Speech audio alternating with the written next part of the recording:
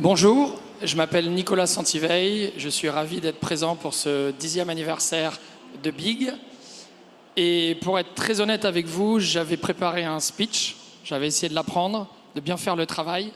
Et puis finalement, je me suis dit que le progrès, c'était peut-être de vous parler de toute autre chose, de vous parler d'un événement qui m'a beaucoup touché, d'une rencontre avec un être solaire incroyable. Donc, au quotidien, je dirige une jolie maison, une marque de mode qui s'appelle Ami Paris, que j'ai le plaisir de diriger depuis 12 ans aux côtés d'Alexandre Matussi, son fondateur. Mais il y a quelques années, j'ai fait une rencontre qui, je pense, a marqué le reste du parcours. J'ai rencontré un monsieur qui s'appelle Olivier Goy, qui est un entrepreneur à succès, qui a essayé de nous aider à un moment où on avait quelques difficultés en financement.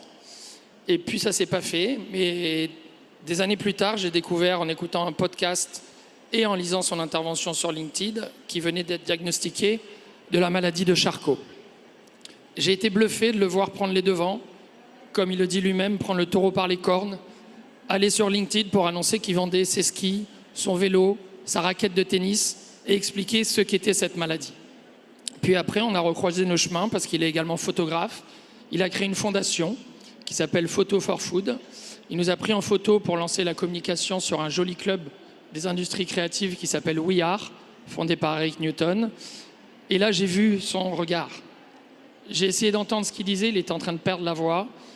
Et pendant toutes les semaines qu'on suivit, tous les mois qu'on suivit, j'ai réfléchi. Je me suis dit, Nicolas, comment tu peux participer, comment tu peux faire quelque chose pour cet être qui t'inspire, cet être qui nous donne du recul à tous, cet être qui raconte sur les plateaux de télé, sur les radios, qu'il est condamné, mais que cette condamnation, il a décidé de la vivre comme un cadeau qui lui permet de comprendre que chaque minute est riche à vivre, qu'il a sa mort, lui il sait à quel moment à peu près il va mourir, espérance de vie de 3 à 5 ans quand on le diagnostique, et qui depuis a créé une énergie, un sillon. On a fait un film, un magnifique film avec Stéphanie Pilonka qui s'appelle Invincible-été, que je vous invite tous à aller voir.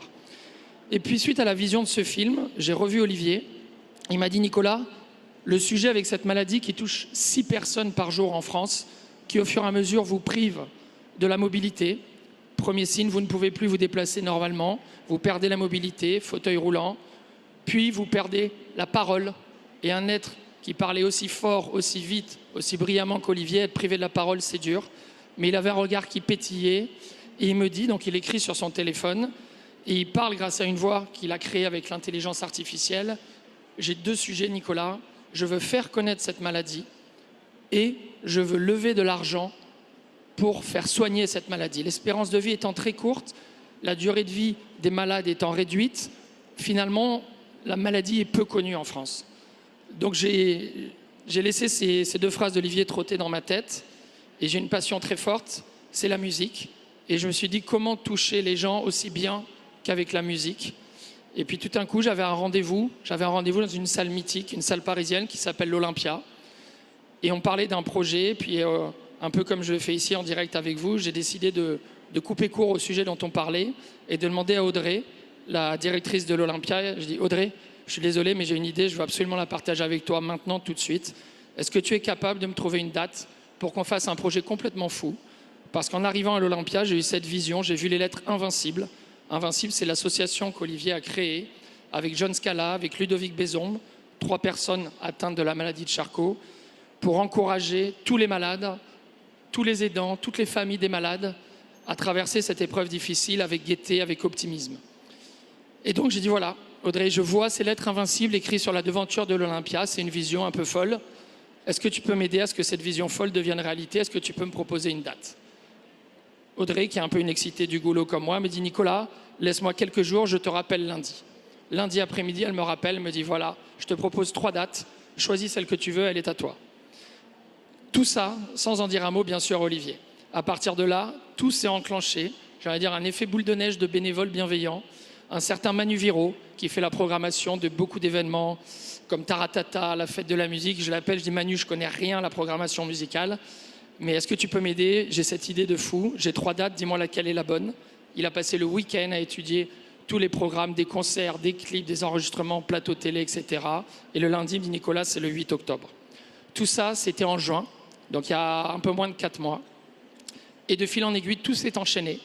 On a réussi à réunir bénévolement, je dis bien bénévolement, 27 artistes fabuleux, allant des plus grands noms tels que Zao Tsagazan, Edith Preto, Louane et bien d'autres, à la jeune scène française, à des Alyosha Schneider, Mentissa, je serais incapable de vous dire tous les noms, mais les artistes exceptionnels qui se sont tous donné la main et qui ont accepté de venir bénévolement faire un concert. On a mis les billets en vente en 4 jours, l'Olympia était sold out. On a une chaîne de TV, le groupe M6 et la chaîne W9 qui ont accepté de nous suivre, de nous aider à financer ce projet. On a réuni 4 bénévoles qui ont fait un travail exceptionnel pendant tout l'été. Nos réunions commençaient à 8h du soir, finissaient à 2h du matin. Et il y a 2 jours, sur la scène de l'Olympia, on a accueilli 27 artistes, on a accueilli 2000 personnes. Et la bonne nouvelle, c'est que si certains d'entre vous n'en ont pas entendu parler, ne connaissent pas Invincible été, ne connaissent pas Olivier, ce concert passera sur la chaîne W9 d'ici la fin du mois ou début du mois de novembre. Je vous invite tous à regarder ce concert, à voir l'élan de vie qu'Olivier a créé. Et je sais que Juliette m'avait demandé de parler de moi, de parler de mon aventure, mais mon aventure a changé depuis que j'ai rencontré ce personnage qui est solaire, qui nous permet de prendre du recul par rapport à tout ce qui nous arrive et qui m'a permis aujourd'hui d'être très à l'aise en partageant cette histoire avec vous. Donc j'espère, s'il vous plaît, que vous serez aussi inspirés que j'ai pu l'être en rencontrant Olivier, en découvrant son histoire, en prenant du recul sur tous les petits soucis du quotidien. Et Dieu sait, quand on est entrepreneur, qu'on en a beaucoup. On finit en musique parce que je pense que le message que je veux vous faire passer, c'est que je me suis fait confiance. Je me suis rappelé que j'étais un grand gamin dans ma tête et que je devais me laisser embarquer par un bonhomme qui nous donne une leçon de vie magnifique. Merci à tous.